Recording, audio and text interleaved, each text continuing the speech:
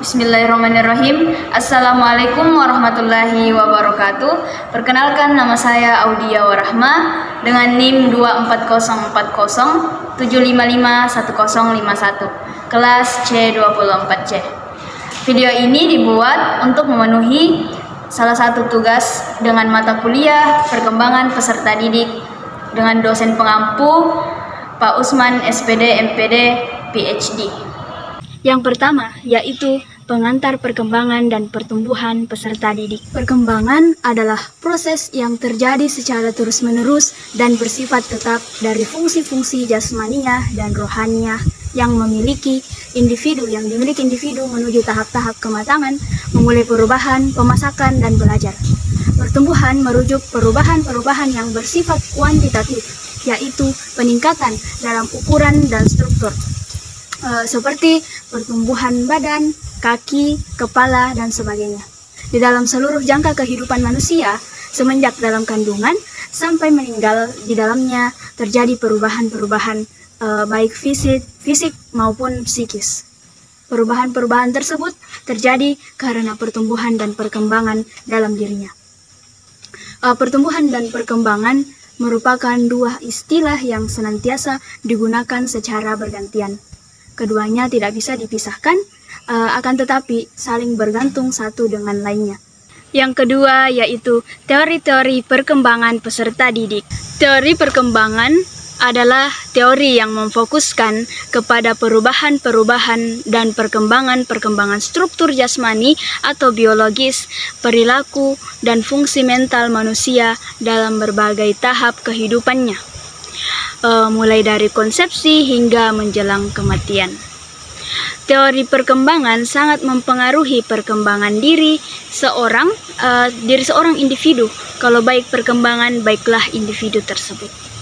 Teori perkembangan meliputi satu, teori psikosial, dan yang kedua teori konstruktivisme, dan yang ketiga teori sosiokultur, dan yang keempat teori belajar sosial, dan yang kelima teori sistem, 6.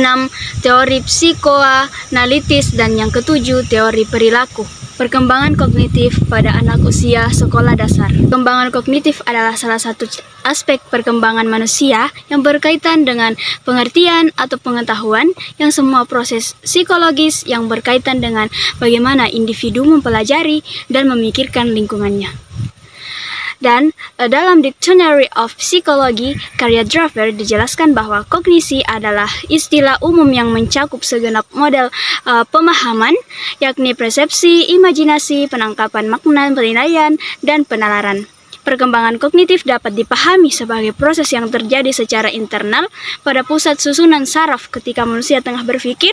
Seseorang psikolog, Jean Piaget, pertama kali mengemukakan akan teori perkembangan kognitif yang bersifat konstruktivisme. Perkembangan kognitif ini ada dua, yaitu konstruktivisme kognitif dan konstruktivisme sosial. Selanjutnya yaitu perkembangan sosial dan emosional pada anak. Perkembangan sosial emosional erat kaitannya dengan interaksi, baik dengan sesama atau benda-benda lainnya. Jika interaksinya tidak baik, maka pertumbuhan dan perkembangan anak menjadi tidak optimal.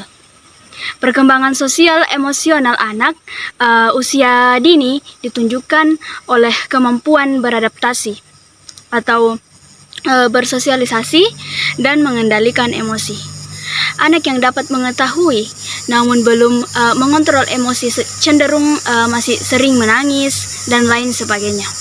Dengan demikian, perkembangan sosial dan emosional anak sangat dipengaruhi oleh lingkungan, pola asuh, dan peran guru, serta peran orang tua. Stimulasi yang tepat dan lingkungan yang kondusif sangat penting untuk mengembangkan kemampuan sosial emosional pada anak. Perkembangan bahasa pada anak. Perkembangan bahasa pada anak adalah elemen penting yang mendukung pertumbuhan kognitif dan sosial mereka. Proses ini dimulai sejak lahir dan melibatkan beberapa tahap, mulai dari pengenalan suara hingga penggunaan kalimat kompleks.